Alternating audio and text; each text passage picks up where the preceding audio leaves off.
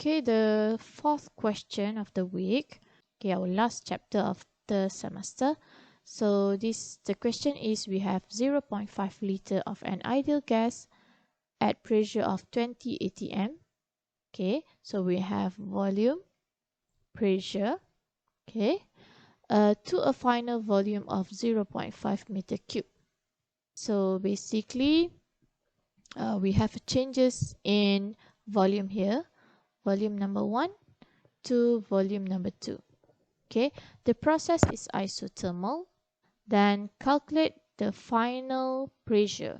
So this is P1. Alright, so to calculate the final pressure for isothermal, so our T is constant. So when T is constant, P is inversely proportional with the volume.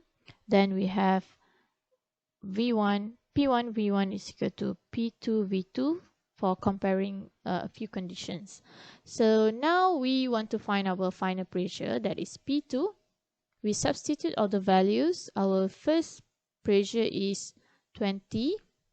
And again, to be safe, we just convert all values into SI unit. It is not wrong in this case if you don't convert, but in physics it is safe to convert into SI unit. Okay, so your V1 is in liter, so bear in mind our V1 is in liter, so we need to convert into meter cube. So 1 liter is equal to, okay, 1 times 10 to minus 3 meter cube. So P2, the one that we want to find out, and V2 is already in meter cube, so 0.5. So calculating the values, okay, you multiply all the values here, then divide by this number, then you'll have your pressure is equal to 0.02 times 10 to 5 Pascal.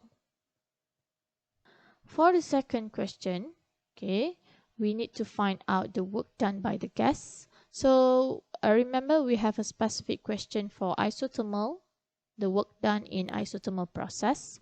Work done is equal to nRT ln V2 over V1. Okay, but in this case we don't have the value of temperature, so bear in mind that we have ideal gas equation PV is equal to nRT. So this term of nRT can be written as PV. So now the equation becomes work done is equal to PV ln V2 over V1. Actually, you can also use, okay, PV ln P1 over P2. So it's up to you, as we have all the informations to substitute in one of this equation. So work done is equal to, so if you want to use P1, here's supposed to be V1. If you want to use P2, here's supposed to be V2. So it's up to you. We have found out all the values. So I use P1 V1. So it's going to be 20. So this time it is compulsory to convert into SI unit. Okay, so your pressure must be in SI unit, because your work done later you will get in joules, so it is in SI unit. V1 is 0.5 times 10 to negative 3 ln V2 is 0.5 times 10 to minus 3.